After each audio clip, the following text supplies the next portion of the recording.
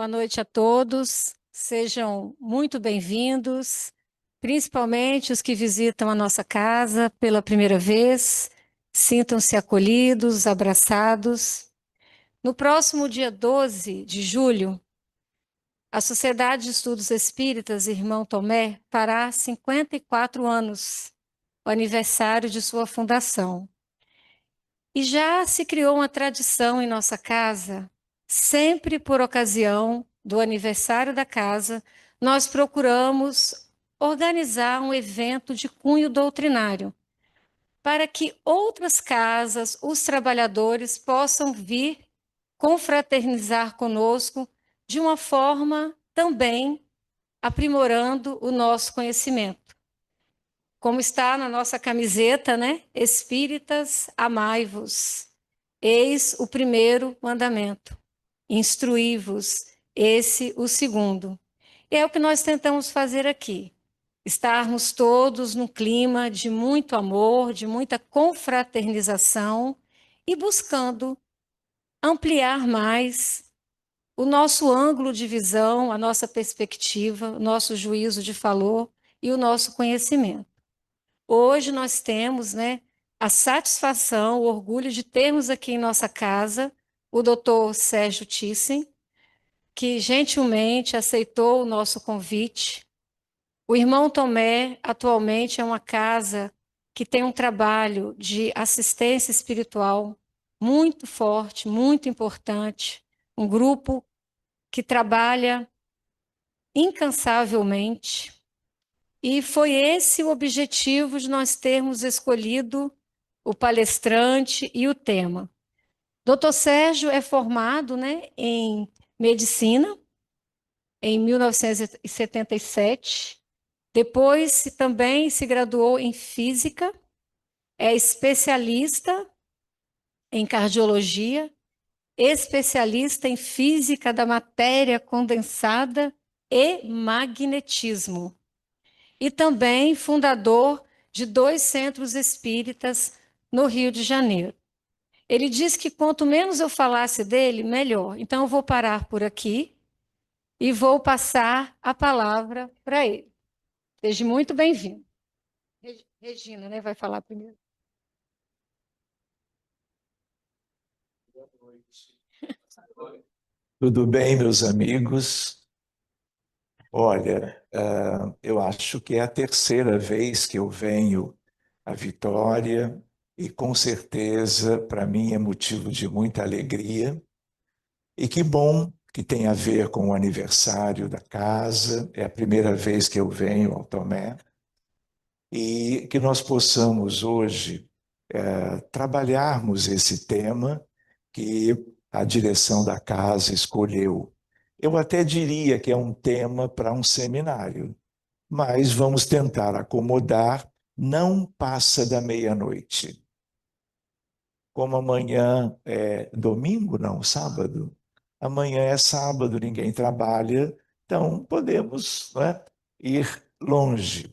Mas brincando um pouquinho, eu queria agradecer a dona Regina, a todos os que trabalharam para que nós pudéssemos estar unidos como estamos hoje, que seja algo proveitoso esse tema que nós vamos abordar.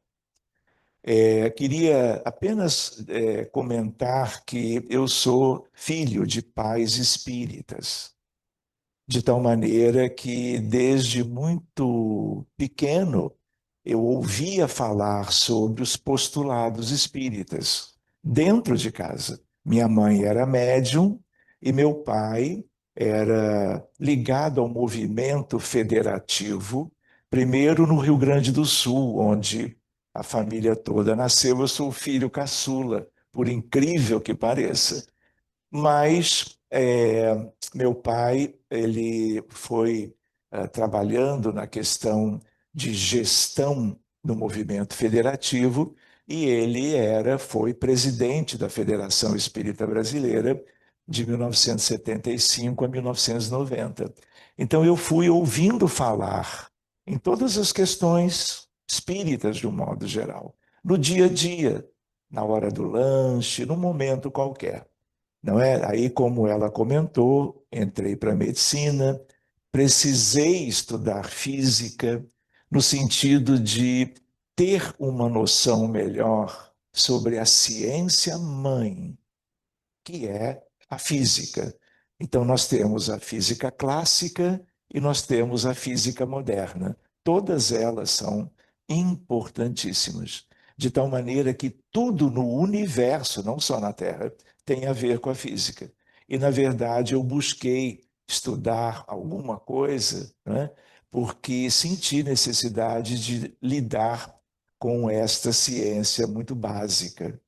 Mas eu queria também lembrar que, pelo título Medicina Mediúnica do Futuro. Então, assim, como médico e tendo como lidar com a doutrina espírita desde muito cedo, eu também, desde cedo, eu fui me interessando pelas reuniões mediúnicas, como dizia Kardec, reuniões mediúnicas sérias. Conheci muitas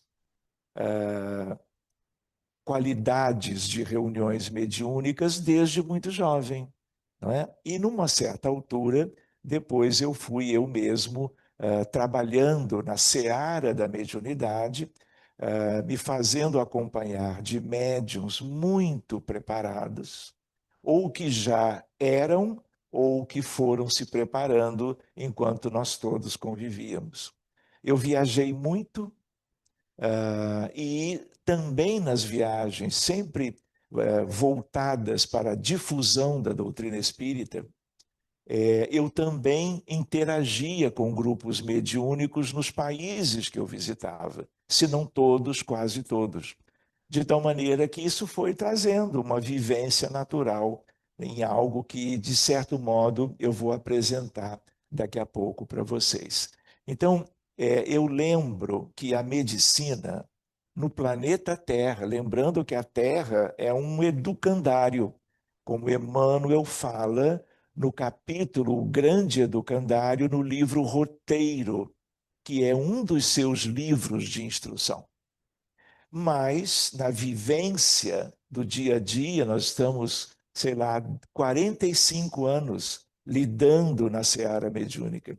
Nós, tentando ajudar pacientes, pacientes públicos, privados, pacientes do consultório, pacientes do setor, vamos dizer, de acolhimento fraterno das casas espíritas que eu fui conhecendo, o que acontece?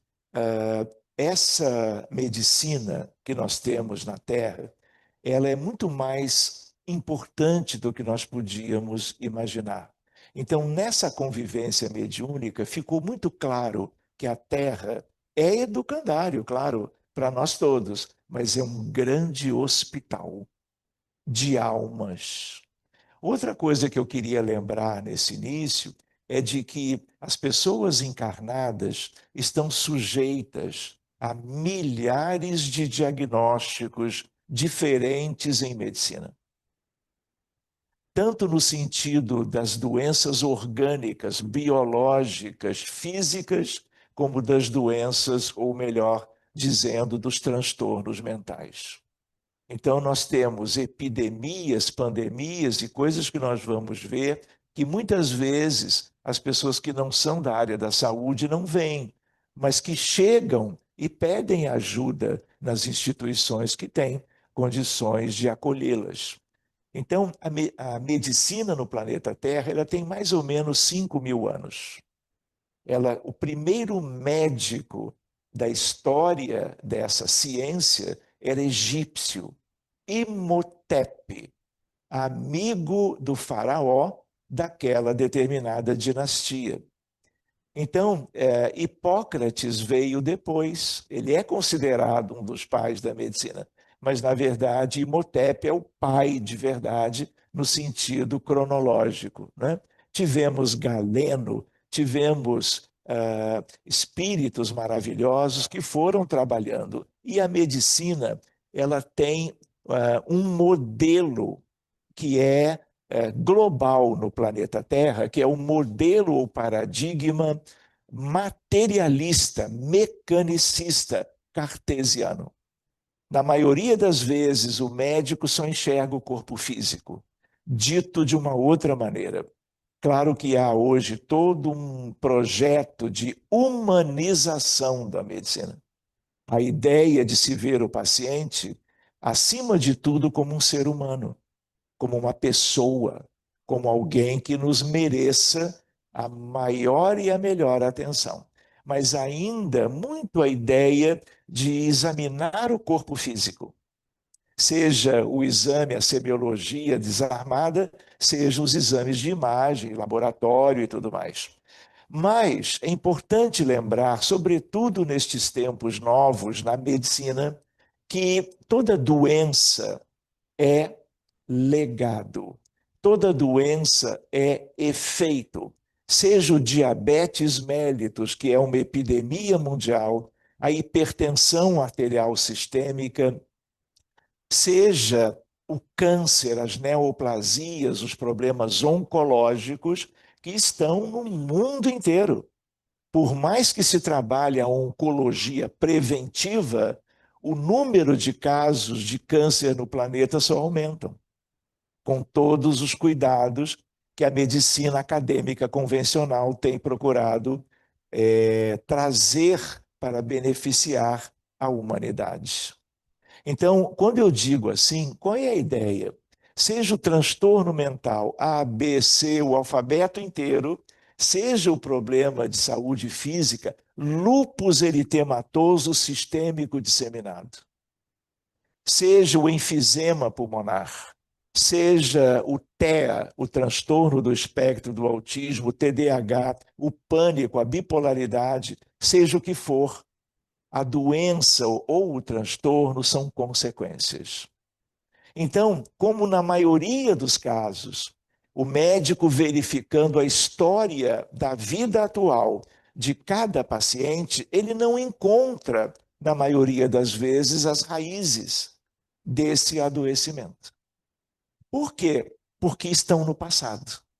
E enquanto a medicina não trabalhar melhor isso que nós chamamos hoje a ciência da vida após a morte, que inclui a ideia da imortalidade e a ideia da reencarnação, a medicina se mantém, apesar de tanto e maravilhoso progresso, ela se mantém aquém do que seria desejável. Por quê? Porque as doenças são herança que nós deixamos para nós mesmos. Sejamos profissionais da área da saúde, sejamos as outras pessoas também. Tudo é do mesmo jeito. E muitas vezes, de uma hora para outra, alguém adoece e adoece de alguma coisa mais séria. Então, está havendo, não vamos falar muito disso hoje, talvez amanhã, uma mudança de modelo. Se nós tínhamos o histórico multissecular, multimilenar modelo mecanicista cartesiano, nós hoje temos um modelo lindo que vem progredindo de meados do século XIX para cá, mas sobretudo nos últimos 20 anos. A ideia de um modelo que se chama religiosidade barra espiritualidade. Então, eu posso trabalhar a medicina dentro desse modelo, mas os espíritas, por causa dos conteúdos doutrinários espíritas, eles têm um conteúdo muito mais importante para entender a realidade das doenças, transtornos e do adoecimento humano, mas mais do que isso. Nós temos, favorecendo essa ciência, nós temos as ideias que o Espiritismo nos traz. E, sobretudo, a ideia de que as doenças foram sendo construídas nas nossas vidas passadas. E como é que nós vamos acessar isso para cuidar? Caso a caso. E além de cuidarmos de caso a caso, nós podemos ter outras práticas mediúnicas que cuidam por efeito de campo, e aí entra a física, entra a ideoplastia, questões coletivas de sofrimento. É uma medicina que pode ser praticada no plano físico, na instituição espírita, mas voltada para dramas coletivos. que a humanidade sempre conheceu e que, aliás, enquanto nós estamos aqui, estão acontecendo no mundo inteiro. Então, nós vamos, por isso que eu falo da meia-noite, porque a ideia qual é? É porque existem muitas reflexões, poderíamos, não vamos fazer, eu acho, mas para perguntas e respostas, então eu vou mostrar pequenas reflexões, além desta agora no início, e me permitiria partilhar com vocês casos ilustrativos dessa medicina, que não é uma medicina com religiosidade barra espiritualidade, é uma medicina espírita. Por quê? Porque com os conteúdos doutrinários espíritas, com a ciência espírita, que é a ciência da mediunidade, nós podemos ajudar mais os pacientes. Então, eu estava comentando, coloco a figura, uma imagem muito interessante de Kardec, na nossa base, né? A ideia de que a medicina ela não é só importante no plano físico. Se existe uma instituição super comum no planeta Terra, no plano físico, são hospitais, clínicas, emergências, terapias intensivas, unidades de cuidados neonatais e assim por diante. Por quê? Porque nós temos Emmanuel de novo, no livro Roteiro, no mesmo capítulo, o grande educandário, ele diz, na primeira frase, somos 22 bilhões de humanos na Terra.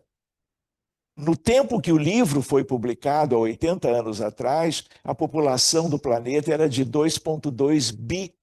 Hoje é de 8,2 bi. Então, nós estimamos 14 bilhões no mundo espiritual, na erraticidade entre uma vida e outra, aguardando a ocasião, a programação de retornarem. E a curiosidade, né, quando eu coloco o nosso mundo, eu ponho os doentes dos dois planos, hospitais no grande hospital. Do lado de lá, vocês lembram quando o André Luiz desencarnou num pós-operatório de cirurgia abdominal? Para onde ele foi? Para nosso lar, tudo bem.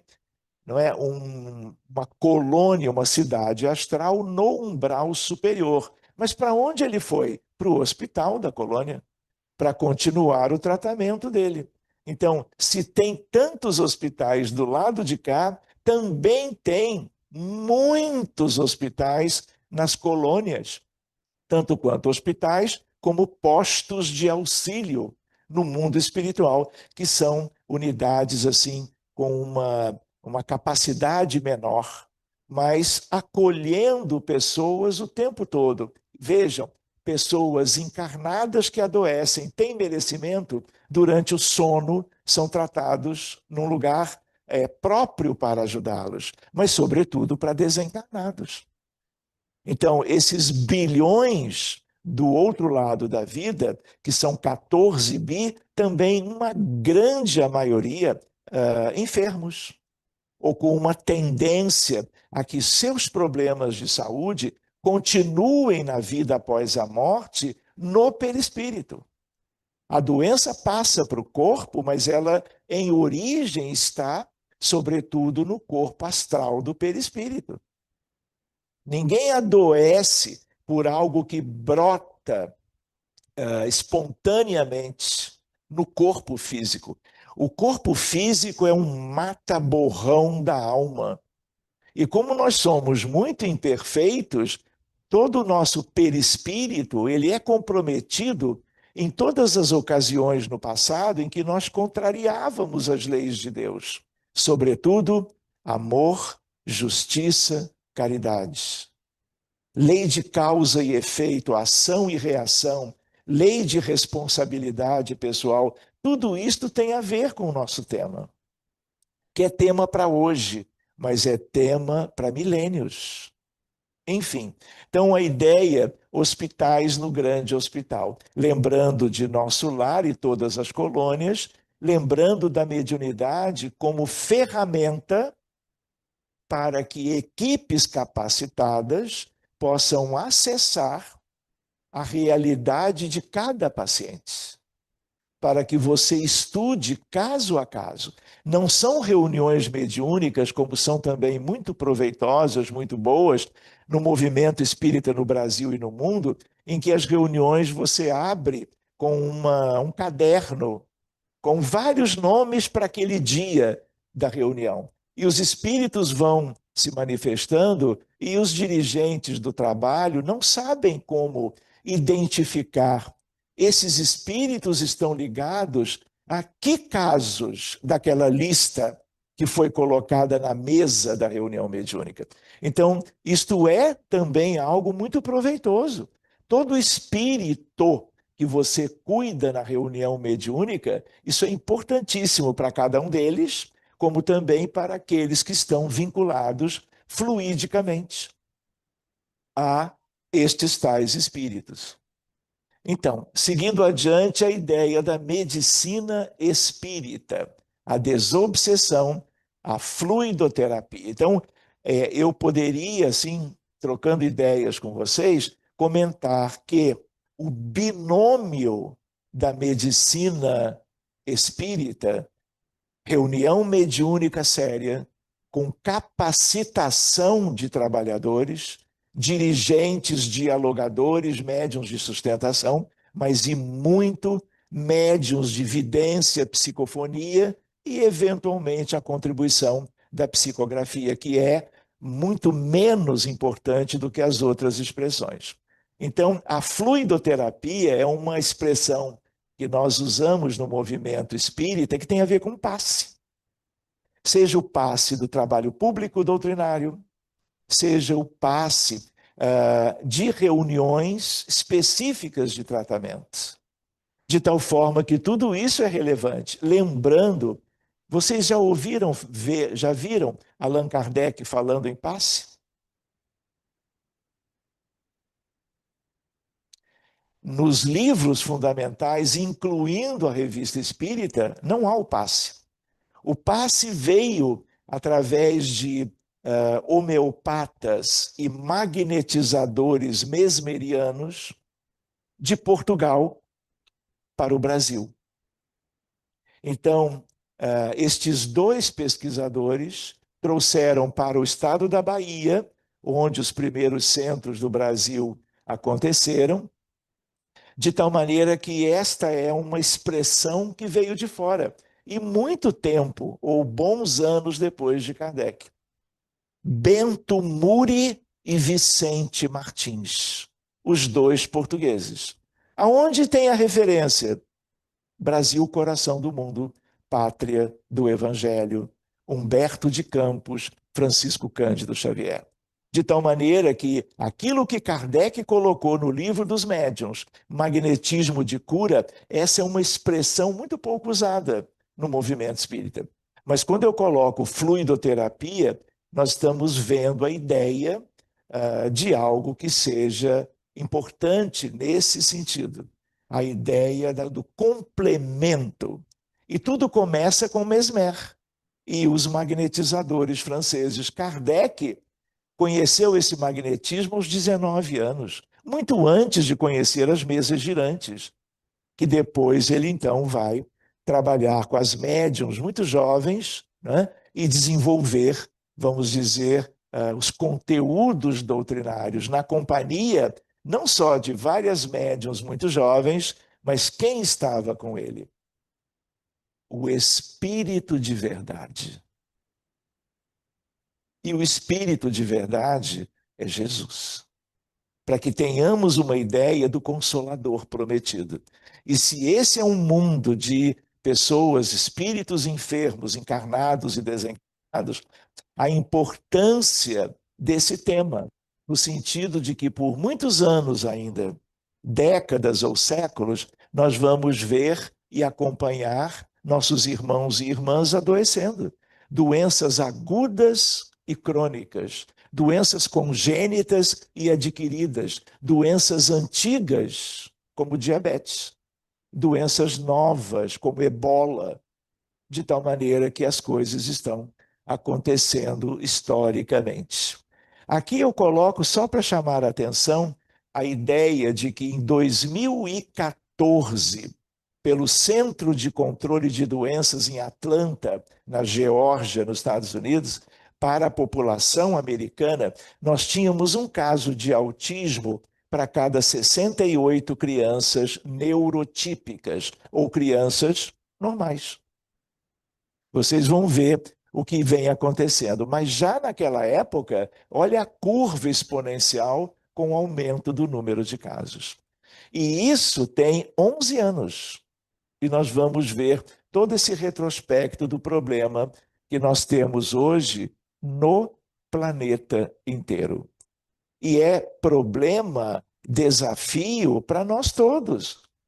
A multidisciplinaridade dos cuidados para cada criança com TEA, seja de níveis 1, 2 ou 3 de suporte. Mas esse é um tema que amanhã nós vamos abordar um pouquinho mais. O que nós olhamos aqui? Numa das melhores revistas de medicina do planeta, The Lancet, na Inglaterra, as montanhas ligadas ao adoecimento, sobretudo as doenças ou transtornos mentais. E a mais importante de todas é a depressão.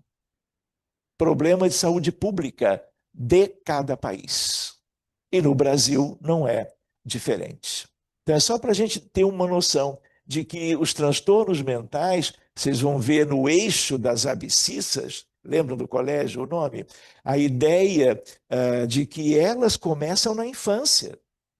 Né? Tem toda uma expressão muito maior, vamos dizer, na metade da vida dos adultos, e vai havendo um decréscimo com o avanço da idade, mas mesmo na terceira idade, nós temos transtornos mentais importantes. Aqui é só para lembrar essa fronteira de medicina e espiritualidade. Manaus, em 2017, liga um colega, cardiologista de Manaus, Sérgio. Estou ligando, eu já o conhecia, colega de congressos, e ele dizendo, olha, nós vamos ter um congresso de cardiologia da região amazônica. E o comitê organizador científico pensou em você. E eu queria ver se você pode vir a Manaus para nos falar, fazer a abertura do evento. E aí eu falei, olha, eu vou olhar, olhei a agenda, tinha disponibilidade, e eu fiquei pensando, qual será o tema que o colega gostaria que nós abordássemos? Fiquei pensando em infarto do miocárdio, cardiopatia congênita, insuficiência cardíaca grave, esperando por transplante cardíaco e coisas do gênero. Pensando. E aí, no final do telefonema, eu pergunto para ele, qual o tema que você gostaria que eu apresentasse? Espiritualidade e doença cardiovascular. Isso há bastante tempo atrás. O paradigma está mudando de uma maneira que amanhã nós vamos enxergar melhor. Congresso só serve repercussões fisiológicas em relação à religiosidade e espiritualidade. Querem ver uma outra curiosidade? Congresso de Espírito Santo, Rio de Janeiro, Rio Grande do Sul, de cardiologia, há mais de 10 anos. A sala que mais enche de cardiologistas é a sala onde se vai abordar espiritualidade e doença cardiovascular. Eu nunca vi antes cardiologistas em tão grande número sentados no chão, porque chegaram um pouquinho depois, já não tinha mais cadeira para eles sentarem. Então é só para vocês irem também acompanhando um pouquinho esse tipo de fronteira. Vejam, esse slide, ele é da semana passada. O que vocês estão vendo? De novo, o crescimento em relação ao número de casos de TEA. Se eu volto para 2014, nós estamos lá com um caso para 68. Mas o que chegou agora é um caso para cada 31 crianças ou pacientes com pouca idade dentro da normalidade da chamada condição neurotípica. Então, outra ideia para nós: neuropediatras, neuropsiquiatras, psiquiatras infantis, que são fundamentais como médicos nessa área, nesse departamento, ninguém ainda tem ideia de onde vem o autismo. Então, o cérebro da criança com autismo, antes não se pensava, não se tinha como detectar. Hoje, quando você examina, não por ressonância ou tomografia, você examina a microscopia do cérebro, você tem 10 alterações diferentes. Não vou listá-las agora, porque não é algo que faça sentido. Mas qual é a ideia? Transtorno mental, seja a depressão e a neuroquímica, o autismo, como essas 10 questões, tudo isso, na verdade, é algo que está no cérebro. E muitos colegas dessas duas áreas descansam com a ideia: já sabemos a causa. Qual é a causa? São as alterações neurohistológicas do cérebro das crianças. Mas isso é consequência. A genética, a biologia, lembrando que corpo físico, nós não aprendemos isto, corpo físico não é vestimenta, a vestimenta física ou carnal. Então a ideia qual é? Tudo de relevante está na alma imortal e no perispírito. E eu brinco dizendo que daqui a 22 anos nós vamos ter ressonância nuclear magnética para detectar o perispírito já na infância. Porque tudo tem origem na alma, mas se expressando no nosso perispírito. Se vai passar para o corpo, vai virar uma neoplasia qualquer ou uma outra enfermidade, vai depender de outros fatores, envolvendo merecimento, programação reencarnatória e assim por diante. Seguindo um pouquinho mais. Aqui a ideia de fluidoterapia espírita no Rio de Janeiro, como tem em vários outros lugares, câmara de passe, sala de passe. E se o passe ele é acompanhado da palestra público-doutrinária, ele é no anfiteatro. E também vai ter, claro, o seu devido benefício. Lembrando de nosso lar, uma expressão da colônia, e quem é que está ali deitadinho sendo tratado? André Luiz, para nós lembrarmos que essa fluidoterapia espírita, que nos remete a Mesmer, que nos remete a Kardec, ao magnetismo de cura, isso já existia no mundo espiritual, que é o mundo original. Toda a ciência, todo o desenvolvimento que chega no plano material tem origem. Qual é a origem? As esferas espirituais na circunvizinhança da Terra. Muito bem, então agora, se vocês me permitem, eu vou contar alguns casos. Posso? Tá certo? Como eu estou olhando aquele relógio, ele é bem claro para nós, né?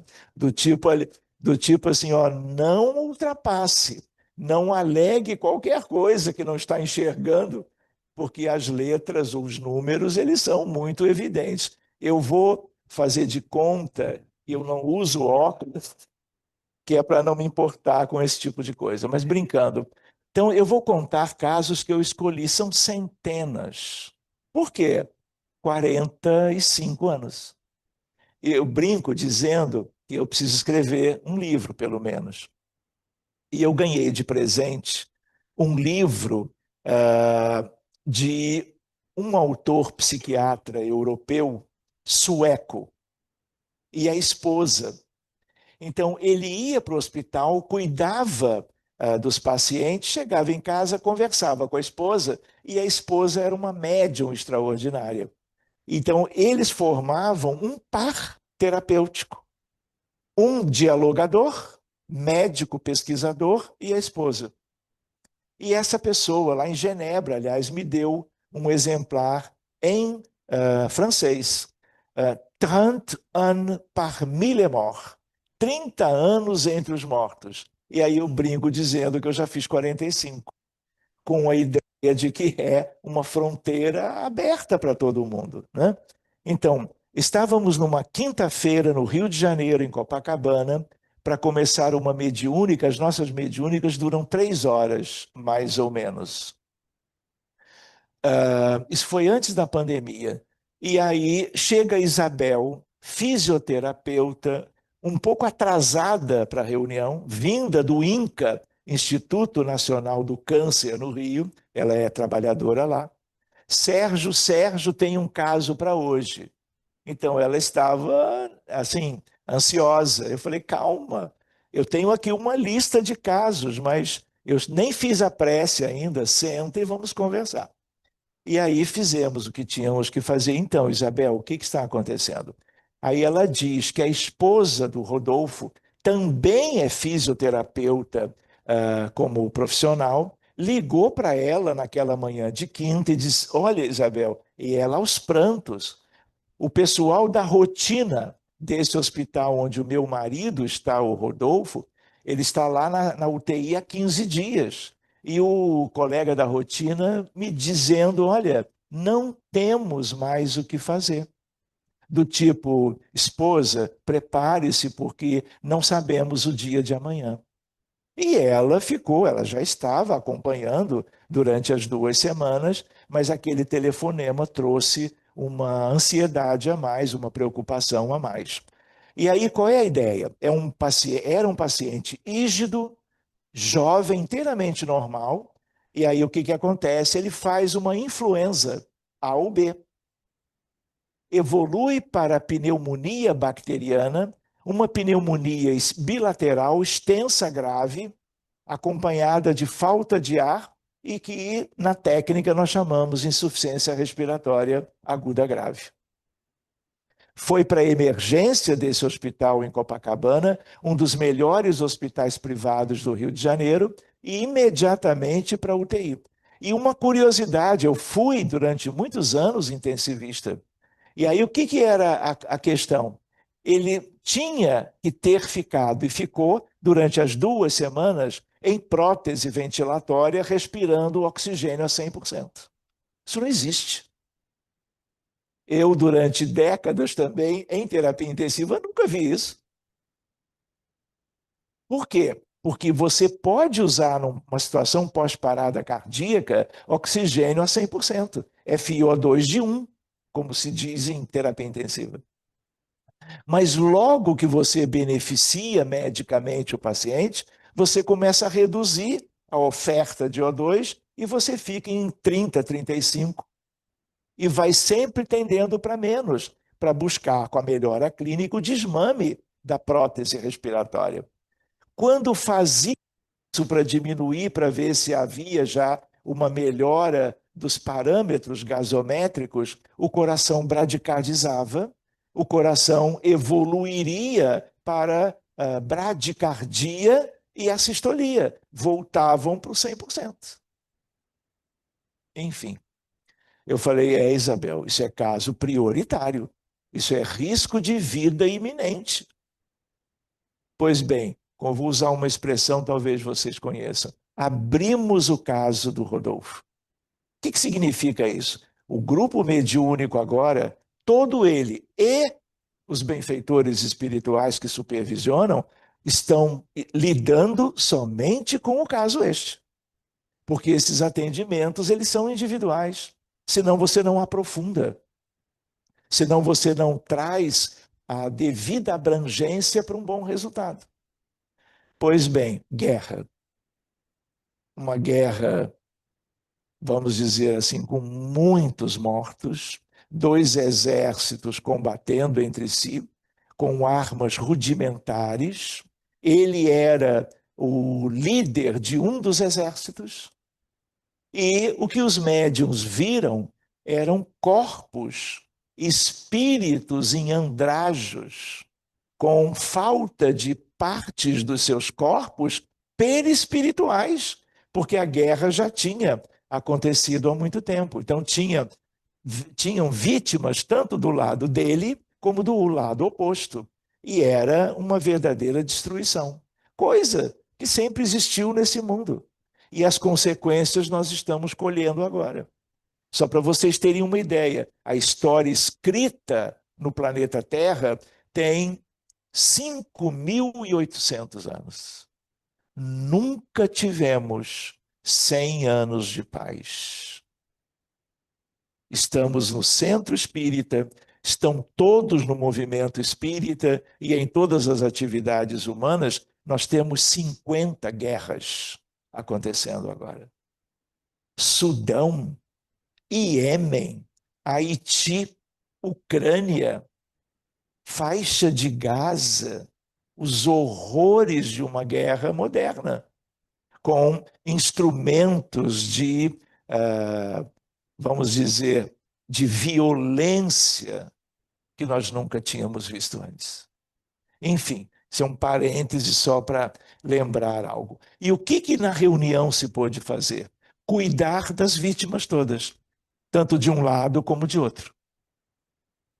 E aí vêm os mecanismos que podemos aprender com as bases, tanto da física clássica como da física moderna, para que numa mesma reunião você não tenha que fazer, entre aspas, fila de espíritos para serem acolhidos sucessivamente, aí vai passar da meia-noite, se é uma guerra com 500 mortos. Então, existem artifícios, ferramentas, eu diria, para cuidar de questões coletivas numa mesma reunião. No máximo, abrindo de novo duas ou 3 semanas depois, para verificar se tudo foi devidamente acolhido e tratado. Qual é a ideia? É trazer o benefício fluídico, magnético do ectoplasma, o fluido vital, as moléculas sadias que Allan Kardec usava como expressão, para beneficiar o perispírito de todo mundo. Porque não há privilégios. E você, por efeito de campo, você observa a melhora. Os mesmos médiuns que detectaram todos os cenários acompanham a recuperação. E nós só terminamos quando o último foi devidamente acolhido e beneficiado. Pois bem, aí eu pensei assim, olha, o que acontece? Como eu tinha vários casos para atender e a reunião para ele tinha sido muito proveitosa, o atendimento durou mais ou menos 30 minutos, eu disse assim, olha, então vamos adiante, vou fechar o caso, tudo que você abre tem que fechar, para partir para os outros da lista. E aí uma pediatra médium, Soraya Sérgio, levantou o braço e disse assim, o espírito tal sugere mais ou menos assim, se você quer ajudar Rodolfo, continue. E eu fiz o quê? Continuamos. E fomos para uma outra circunstância da vida atual. Havia colegas de trabalho que tinham ambições pela função dele na empresa e fizeram algo para ele adoecer e morrer. Estou falando algo que vocês não tinham ouvido falar? Passamos mais 20 minutos para desfazer e liberá-lo desse movimento em contrário à sua saúde e à sua vida. Por isso que, de certo modo, um jovem completamente normal faz uma virose respiratória, evolui para uma pneumonia, não é? E o colega liga para a esposa dizendo, olha, não temos mais, enfim. Aqui é uma foto tirada pela esposa, a meu pedido, no dia que nós atendemos, na verdade, no dia seguinte, na sexta-feira, ele em coma induzido, para ficar bem adaptado à prótese respiratória, o mesmo momento, chegando mais pertinho do rosto, dá para ver pelo edema periorbitário bilateral que ele está com alguma dificuldade na questão da volemia, da hidratação, mas isso é um detalhe. E aí eu disse assim, Isabel, nós fizemos o que tínhamos que fazer. Faz assim, Isabel, pede para a esposa tirar umas fotos, mandar para você e você me envia. Porque eu tenho um pressentimento de que alguma coisa muito boa está por vir. Ah, tá, mas eu não vou hoje. Não, quando você puder. Gente, a esposa me mandou 140 fotografias. Sabe aquela ideia do tipo, quanto mais imagens, maior a chance de ele ficar bem? Pois bem, eu tenho isso tudo guardado, eu apenas separei. E aí, qual é a ideia? As coisas começaram a mudar 3 dias depois. E aqui ele já está sem o fentanil, já está sem o coma induzido, para uma tentativa de desmame da prótese. Foi traqueostomizado, e a ideia qual é? Cada dia, se vocês olham essa imagem, o que vocês veem? A irmã e a esposa, que é a colega da Isabel. E o sorriso delas dá para nós uma ideia da mudança, sem que os colegas tivessem feito qualquer alteração medicamentosa. Não foi uma troca de antimicrobianos, não foi uma conduta farmacológica diferente. Não houve algo que se pudesse dizer, ele melhorou por essa razão. Então, para nós, e por tudo que a espiritualidade maravilhosa, que nos dá assistência, cobertura para essas questões, eles puderam fazer. Para mais um caso, como aqui é o caso do Rodolfo. Aqui é uma foto de um fisioterapeuta, não é, fazendo ainda o seu trabalho na unidade já semi-intensiva, e depois ele vai para casa. Ficou o que de sequela? Apenas a cicatriz da traqueostomia. Nunca mais adoeceu.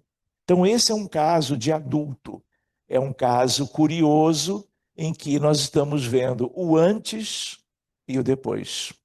Vamos adiante.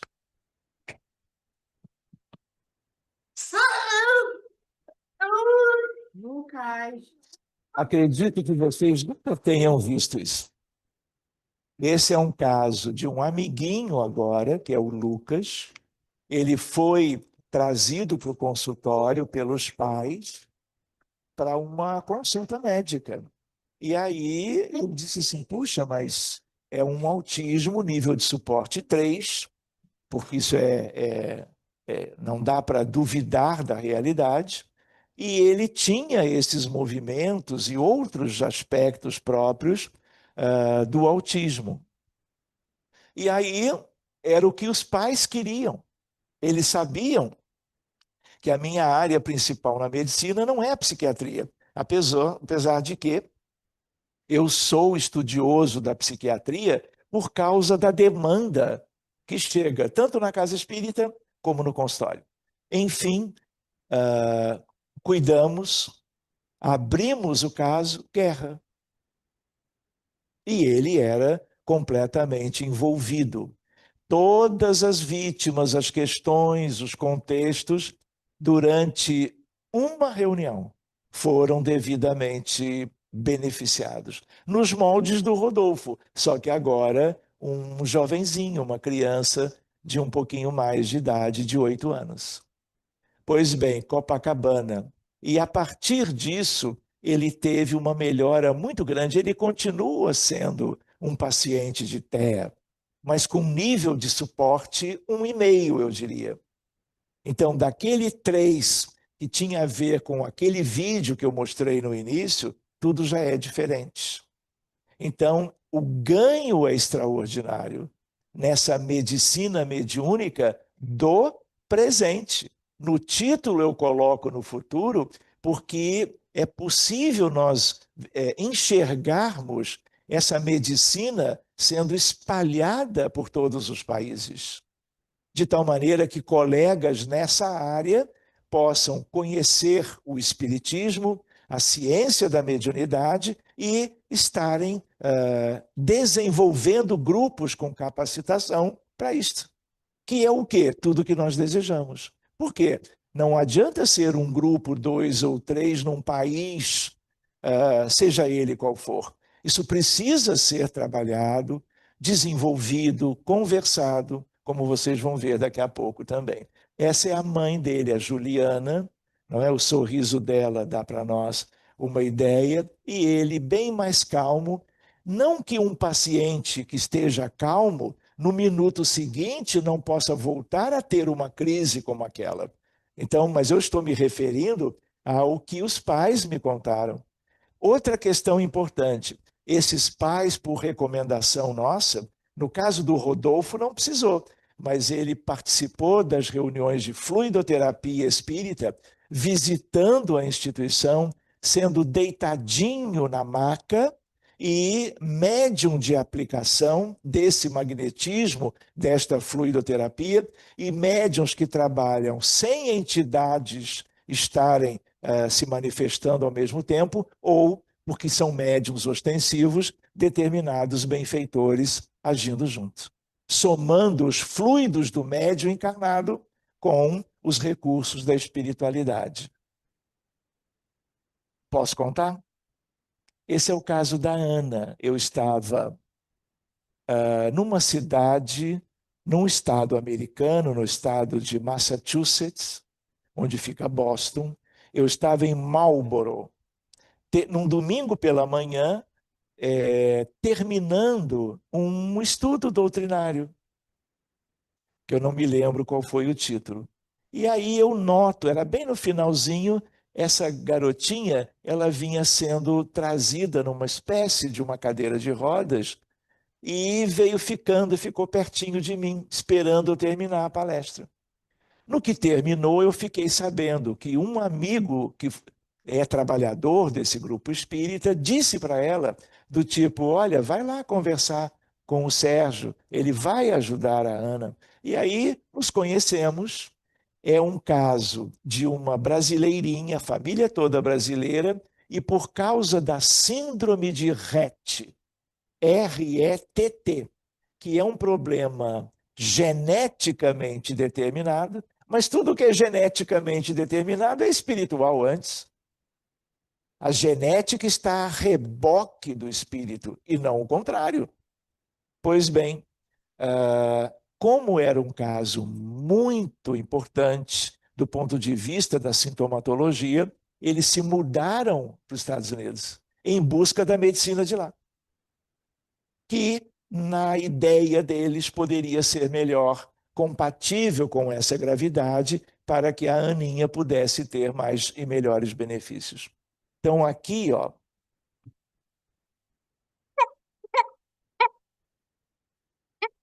vídeos que eu pedi para que a mãe me enviasse. Aqui ela está em crise convulsiva. E essas crises eram diárias, desde que o quadro começou a surgir no Brasil ainda. Muito bem. Aqui vocês têm uma ideia da cadeirinha que eu falei. Ela mandou esse vídeo com a filha de novo em convulsão. Dá para perceber que é um comportamento completamente anômalo? Vocês já imaginaram 3, 4, 5 crises por dia durante um ano? Ela com 4 aninhos?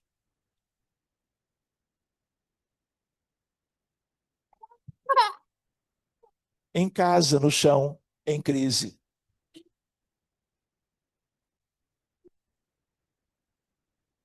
E aí o que acontece?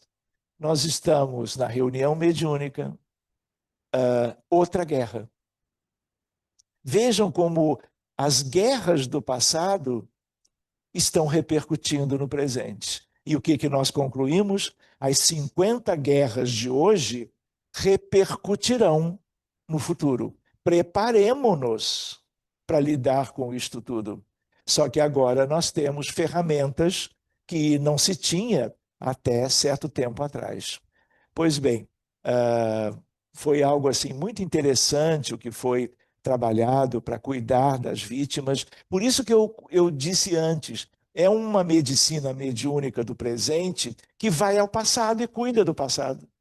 E liberta, porque na medida que as vítimas são atendidas e recuperadas, isso repercute no paciente encarnado de hoje. Isso é inevitável. Pois bem, havia muita gente em sofrimento. eles têm que ser atendidos, separados, desligados de cada caso e encaminhados para onde?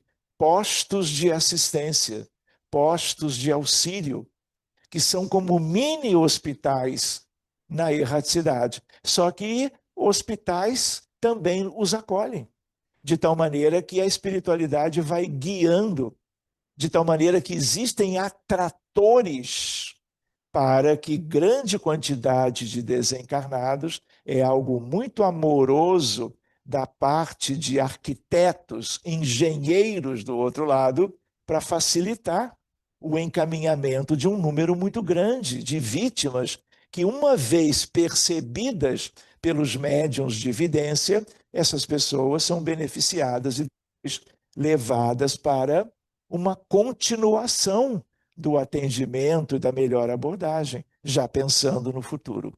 Então, reparem que esse vídeo, ela ficou um mês sem me mandar nada, porque eu também não peço.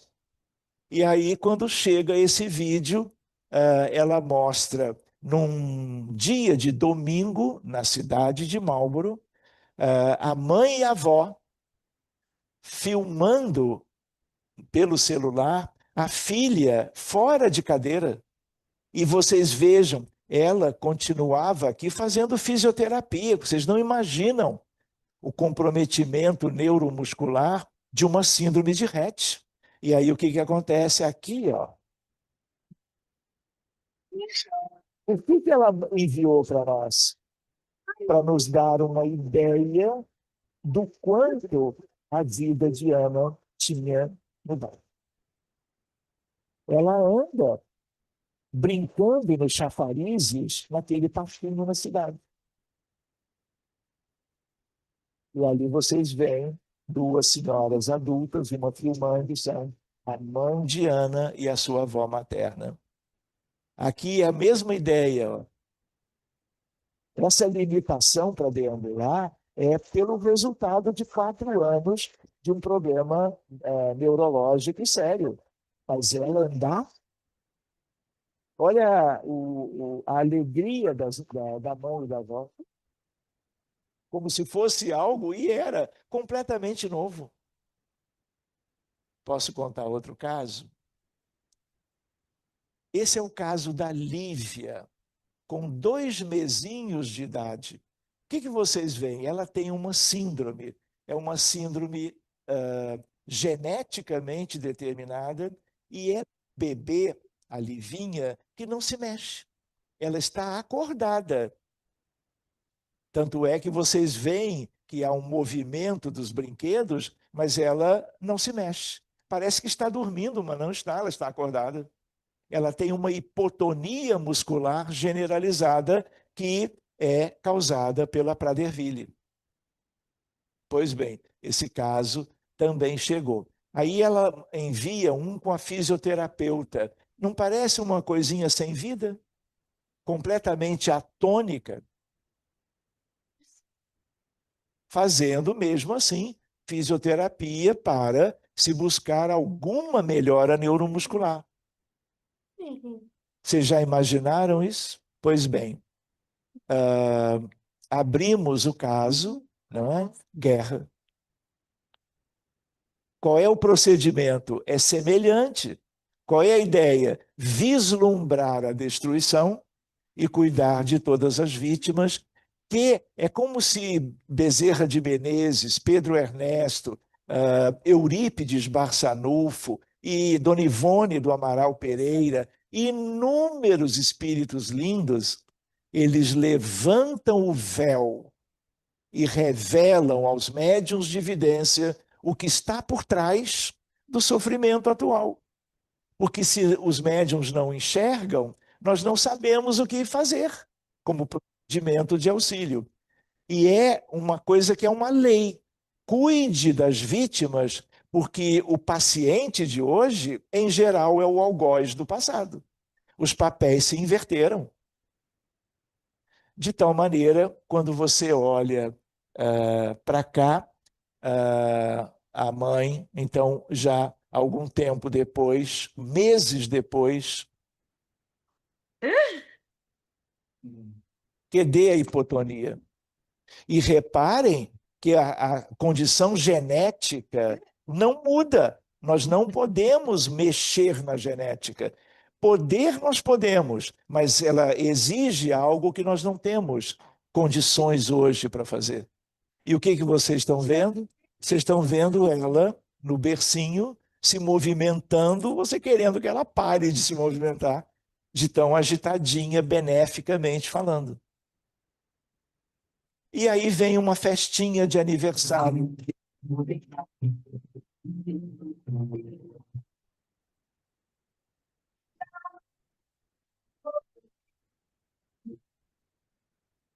Nunca mais teve semana. Então, é uma medicina mediúnica. Sem o acesso ao passado e sem a reversão o benefício é mais difícil. Esse é um caso de Salvador, que nos pediu ajuda, da Bahia, portanto, e a mãe filmando o Guilherme, que ela chama de Gui.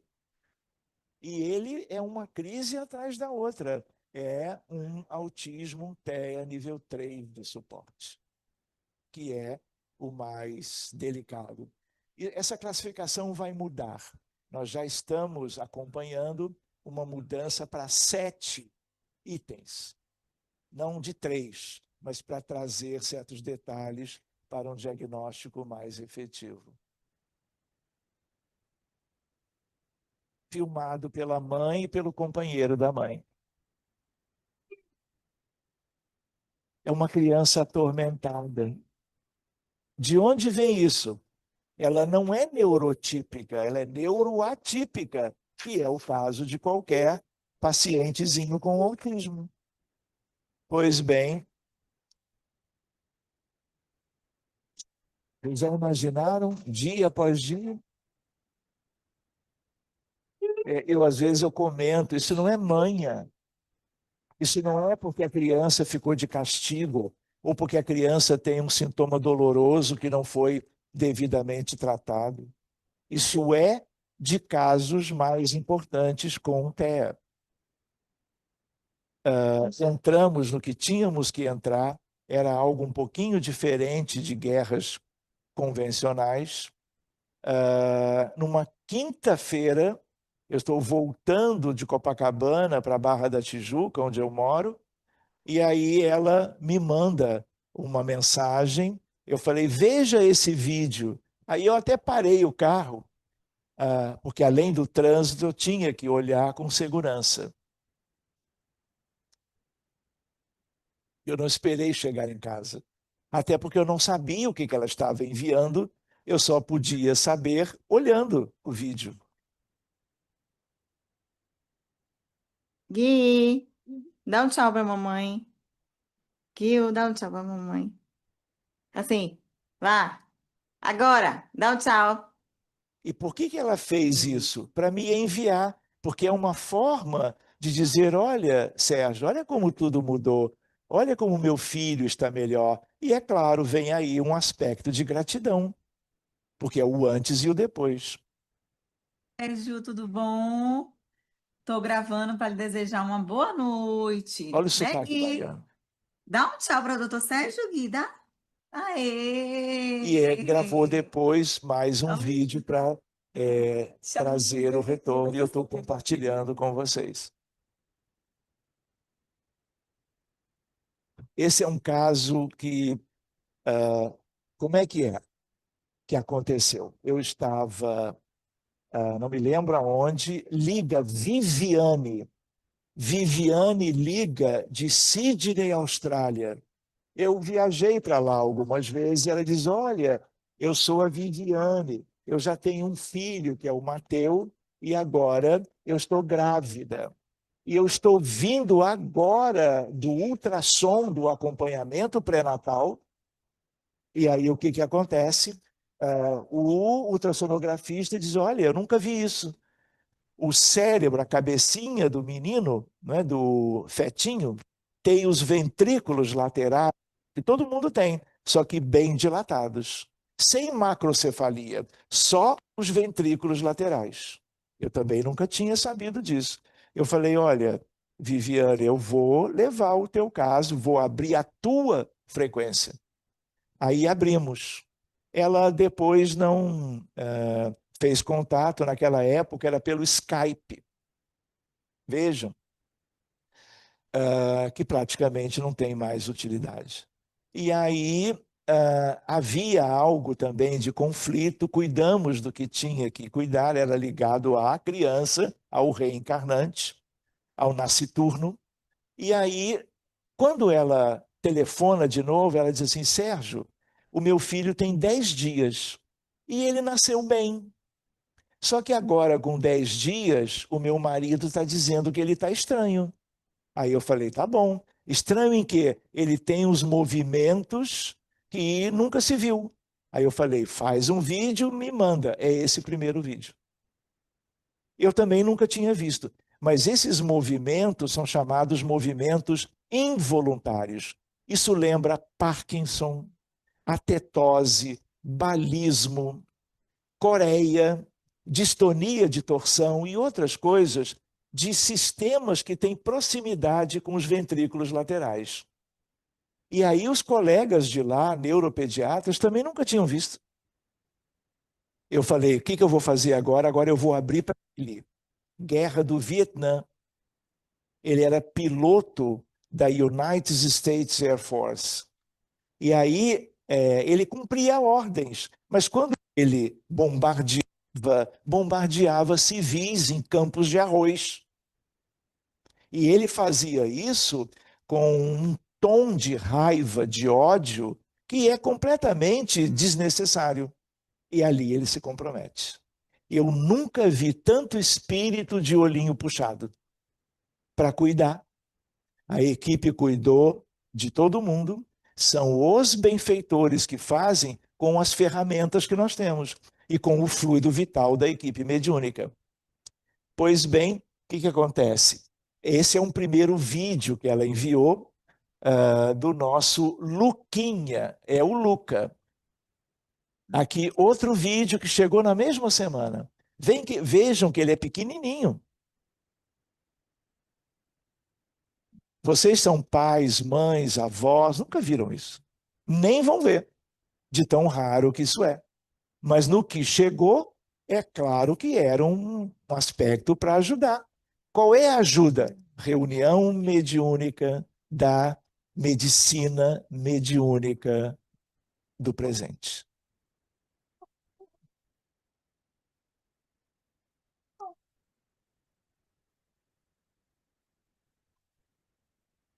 Completamente anormal.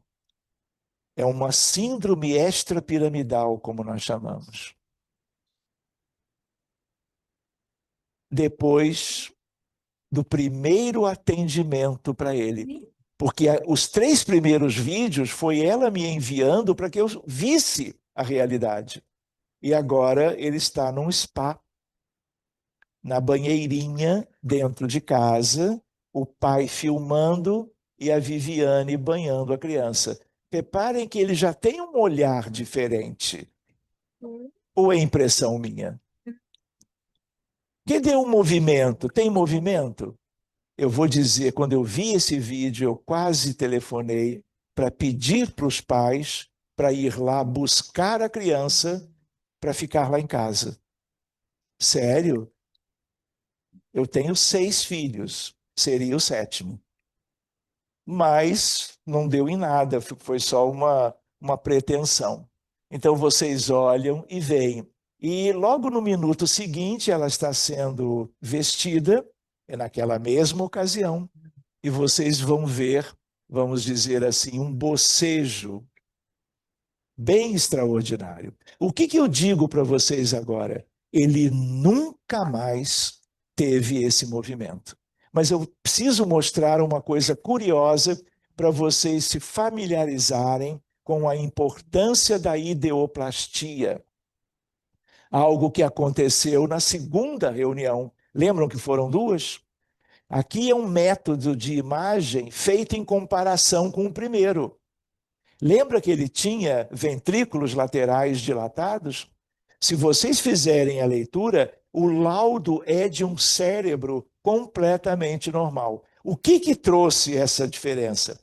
Quando estávamos terminando o contexto do Vietnã, me ocorreu de fazer algo que já foi feito outras vezes.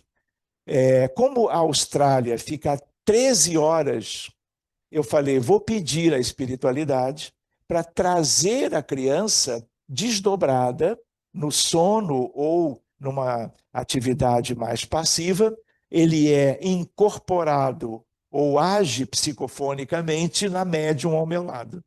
E já maiorzinho, dizendo, olha, tio, eu estou completamente arrependido. E aí ficamos amigos, conversando durante aqueles minutinhos. Aí eu disse para ele, olha, como você sabe, você tem algo a nível cerebral, eu vou fazer o seguinte, como médico, eu ia ser neurocirurgião, trabalhei com neuroanatomia, neurofisiologia, neurofarmacologia durante muito tempo, eu plasmei um cérebro impecavelmente normal.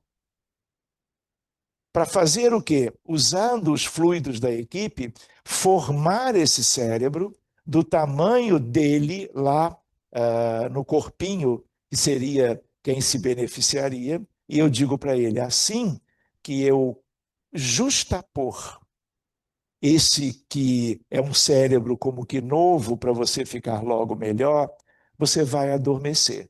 Mas não se preocupe, os nossos amigos, o seu anjo de guarda, em seguida vão te levar de volta. E algo do tipo vida que segue. E foi o que foi feito. Quando eu estava me preparando para justapor o encéfalo criado ideoplasticamente, começa a se iluminar. Tudo bem que eu queria muito, eu não queria ele para mim. Vocês imaginam, além da ideia da ideoplastia, o sentimento, mas o principal vem do alto, vem da equipe desencarnada. E aí, quando ele estava assim, razoavelmente iluminado, eu encosto na cabecinha do médium, mas, na verdade, querendo acoplar na alma do encarnado, cujo corpo estava do outro lado do planeta. Pois bem, e aí o que acontece? Passam-se alguns dias, não era para ter ido buscar? Ele nunca mais mexeu daquela forma anômala. Como ele é australiano, qual é a ideia? Começa a surfar muito cedo. E aí eu me animei e fui lá surfar com ele. De tal maneira que eu não pude trazê-lo, não é? Mas convivemos, e como eu tinha ido já muitas vezes à Austrália e à Nova Zelândia, a Auckland, de vez em quando o pai me manda algo. E do nada, um dia me mandou um vídeo dele pulando. Medicina mediúnica, sempre também valorizando o magnetismo. Mesmer, Kardec, Barão de Dipotê e vários outros da mesma geração contemporâneos de Kardec, meados do século XIX.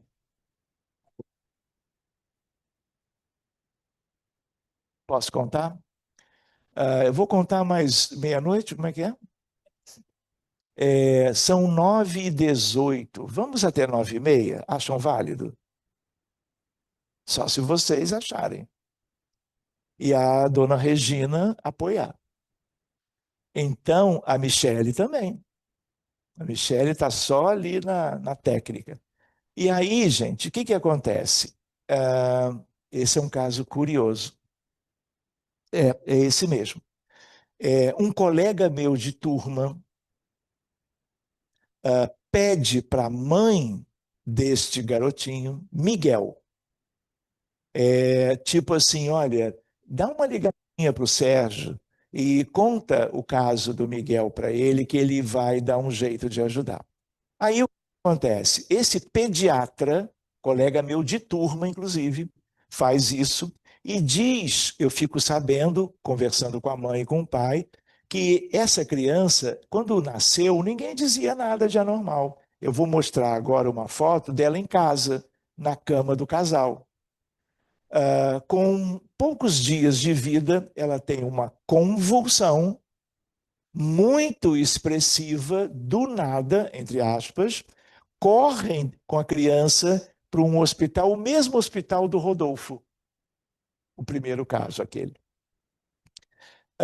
UTI neonatal.